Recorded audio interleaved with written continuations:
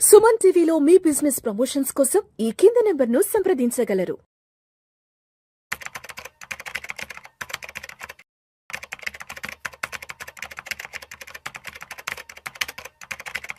Sir Giribabu గారు నమస్తే sir. నమస్తే అండి. గిరిబాబు గారు చాలా మంది 35 నుంచి 40 ఏళ్ళ వయసుకు వచ్చాక అప్పుడు రియలైజ్ అవుతారు, అరే మనం ఎలాంటి ఇన్వెస్ట్మెంట్స్ చేయలేకపోయామే, మనకి జాబ్ వచ్చి 10-15 సంవత్సరాలు అవుతుంది, ఇప్పటి వరకు మనం ఎక్కడ ఎటువంటి ఇన్వెస్ట్మెంట్స్ చేయలేదని అప్పుడు రియలైజ్ అవుతారు. సరే, ఇప్పుడు 35-40 ఏళ్ళ వయసులో ఉన్న వాళ్ళు 60 ఏళ్ళ వయసు వచ్చేటప్పటికే కోటీశ్వర్లుగా మారాలి అంటే ఇంకొక 20 సంవత్సరాల కాలం చేతిలో ఉంది కాబట్టి, మరి 35 నుంచి 40 ఏళ్ల వయసు ఉన్నవారు 60 ఏళ్ల వయసు వచ్చేటప్పటికే కోటీశ్వర్లుగా మారాలి అంటే ఎటువంటి ఆర్థిక ప్రణాళికను సిద్ధం చేసుకోవాలి, ఎటువంటి ఆర్థిక ప్రయాణాన్ని కొనసాగించాలి వచ్చే 20-25 సంవత్సరాల పాటు? మీరు అన్నట్టు ఈ 35 ఇయర్స్ అనేది ప్రతి ఒక్కళ్ళ లైఫ్లో చాలా క్రూషియల్.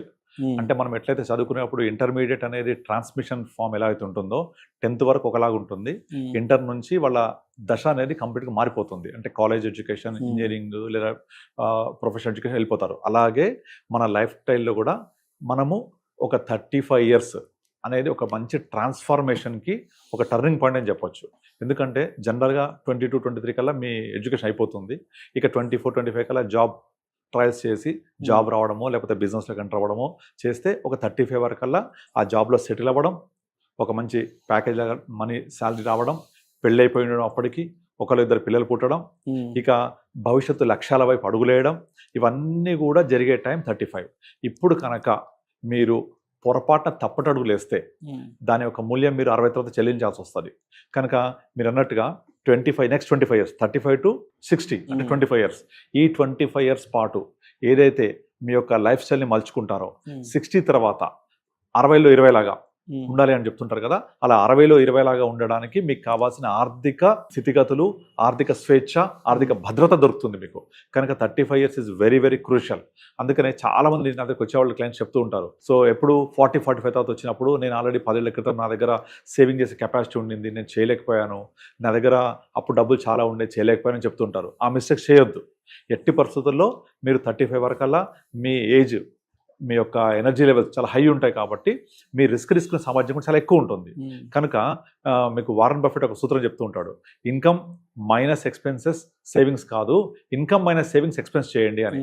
అంటే ఆ సేవింగ్స్ చేసేటప్పుడు ఇన్కమ్ జనరేట్ అయితే అవుతుందో, అంటే శాలరీ రూపంలో కావచ్చు, బిజినెస్ రూపంలో కావచ్చు, దాంట్లోంచి అన్ని ఖర్చులు పోయిన తర్వాత సేవ్ చేసే బదులు సేవింగ్ చేశాక ఖర్చులు పెట్టండి. అంటే చిన్న మార్పు చేయాలి మన ఆర్థిక సూత్రంలో, ఆర్థిక ప్రణాళికలో. ఆ ఒక చిన్న మార్పు చేశారంటే మీ లైఫ్ మొత్తం కంప్లీట్గా సెట్ అయిపోతుంది, మారిపోతుంది.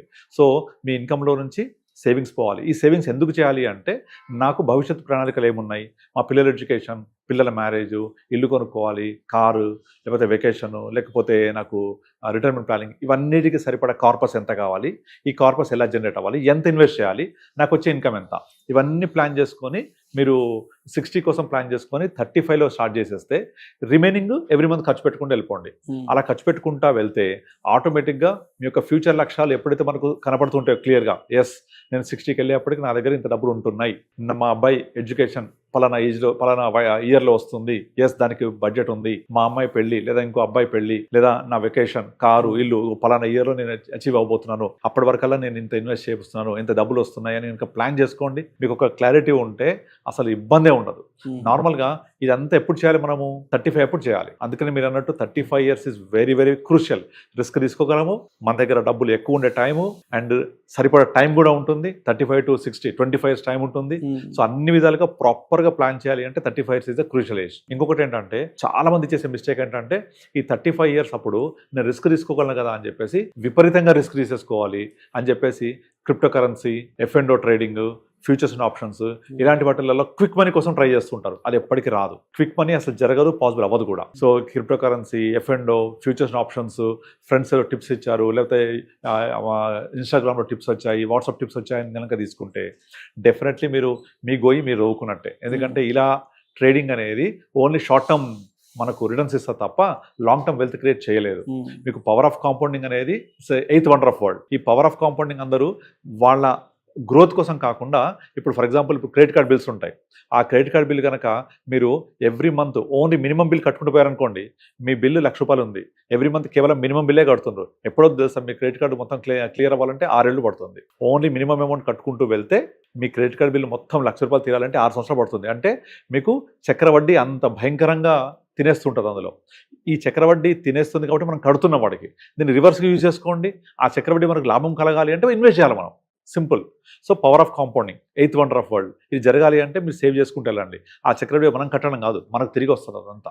సో అందుకే వారన్ బఫెట్ ఒక స్టేట్మెంట్ ఉంటుంది, compounding is the one who receives, one who understands, but compounding is the one who pays, who doesn't understand. అంటే అర్థమైన వాళ్ళు ఏమో రిసీవ్ చేసుకుంటారు కాంపౌండింగ్ ఇంట్రెస్ట్, అర్థం కాని వాళ్ళు పే చేస్తారు. చాలా మంది అది అర్థం కాక క్రెడిట్ కార్డ్స్ తీసుకొని ఆ క్రెడిట్ కార్డ్ తోటి చర్నింగ్ చేసుకుంటూ అప్పులో ఊబిలోకి దిగిపోయి ఆ చక్రవడ్డీలోకి వెళ్ళిపోయి ఆ ఊబిలో కంటిన్యూ అవుతూ ఉంటారు. దాంతో బయటకు రాలేక సతమతం అవుతుంటారు. చాలా మంది చూస్తుంటాం కదా, ట్రేడింగ్ లో లాస్ అయ్యి ఆత్మహత్య చేసుకోవడం.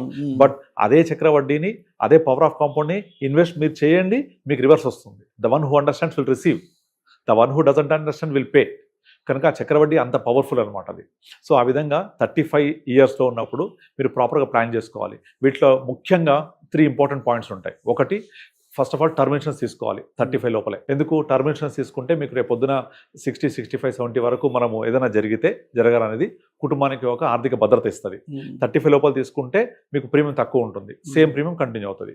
2, ఎమర్జెన్సీ ఫండ్ క్రియేట్ చేసుకోవాలి. ముఖ్యంగా చాలా మంది ఇబ్బంది పడేది ఎక్కడంటే, సడన్గా నాకు లే ఆఫ్ అయిపోయింది. ఇప్పుడు మనం చూస్తుంటాం కదా, సోషల్ మీడియాలో జోక్స్ వస్తూ ఉంటాయి. నేను కారులో వెళ్తూ ఉంటే ఆఫీస్కి వెళ్ళిన తర్వాత ఆఫీస్లో కూర్చుంటే నా జాబ్ ఉన్నట్టు, లేకపోతే లేదు.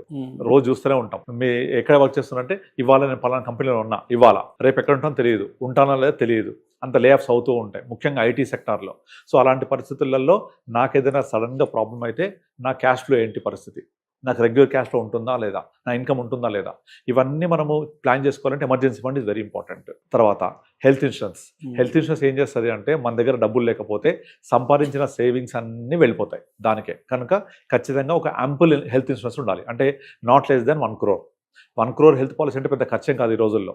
సో కనుక ఖచ్చితంగా ప్రతి ఒక్కళ్ళు కుటుంబానికి ఆర్థిక భద్రత ఉండడం కోసం 2 నుంచి 3 కోట్ల టర్మ్ ఇన్సూరెన్స్, 1 కోటి రూపాయలు తగ్గకుండా హెల్త్ ఇన్సూరెన్స్, ఎమర్జెన్సీ ఫండ్, ఈ 3 ఉన్నాయనుకోండి, ఒకసారి గుండె మీద చేసుకోండి, మీకు ఎంత భద్రత అనిపిస్తుందో. ఎస్, నా జాబ్ పోతే కూడా ఒక 6 months లేక 1 year సరిపడా డబ్బులు ఉన్నాయి నా దగ్గర, నేను బ్రతకగలను, నా కుటుంబానికి సంబంధించిన అన్ని ఖర్చులు తీర్చుకోగలను, ఈఎంఐ కట్టగలను, ఇబ్బంది లేదు. Yes, that is done. ఏదైనా నేను లేకపోతే మా కుటుంబం ఇబ్బంది పడకుండా, రోడ్డున పడకుండా టర్మ్ ఇన్సూరెన్స్ ఉంది. ఎస్, ఏదైనా అనారోగ్యం అయితే కుటుంబంలో హెల్త్ ఇన్సూరెన్స్ ఉంది. ఇవన్నీ అయిన తర్వాత మీరు ఎప్పటికప్పుడు వీటన్నిటిని రివ్యూ చేస్తూ ఉండాలి, సమీక్షించుకుంటూ ఉండాలి. ఇది సరిపోతుందా లేదా, నా ఖర్చులు ఎంత పెరుగుతున్నాయి, నా ఫ్యూచర్ గోల్స్ ఎలా మారుతున్నాయి, వాటి ప్రకారంగా ప్లాన్ చేసుకుంటూ వెళ్ళాలి. ఇవన్నీ ప్లాన్ చేసుకుంటూ వెళ్తే 35లో వేసిన పునాది పెరిగి పెద్దదై ఒక వృక్షమై, మహావృక్షమై మీకు జీవితాంతం నీడనిస్తుంది అది. కనుక ఆ 35 అంత క్రూషియల్ ఇయర్ అది. సో అందుకని అందరికీ చెప్తుంటాను, మీరు 35లో వచ్చినప్పుడు ప్లాన్ చేసుకుంటే రేపొద్దున నా లైఫ్ ఎంత హ్యాపీగా ఉండాలనేది మీకు ఒక క్లారిటీ వచ్చేస్తుంది. అందుకే నేను రిచ్ అవ్వాలి, లేకపోతే నేను హై క్లాస్లో ఉండాలి అంటే మీ దగ్గర సర్ప్లస్ మనీ, ఈ డబ్బులు ఏం చేయాలబ్బా అని ఆలోచించాలి. అలా ఆలోచించగలిగినప్పుడు మీ లైఫ్ స్టైల్, మీ క్లాస్ మారుతున్నట్టే. Thank you sir, thank you so much Giribabu garu. 35 నుంచి 40 సంవత్సరాల వయసు ఉన్నవారు వచ్చే 20-25 సంవత్సరాల తర్వాత, అంటే 60 ఏళ్ల వయసు వచ్చేటప్పటికే మరి కోటీశ్వరులుగా, ధనవంతులుగా అవ్వాలి అంటే మరి ఈ 20-25 సంవత్సరాల పాటు ఎటువంటి ఆర్థిక ప్రణాళికను కనుక రచించుకుంటే కోటీశ్వరులు అవుతారు అనే దాని గురించి చాలా చక్కగా తెలియజేశారు. Thank you so much sir. Thank you అండి.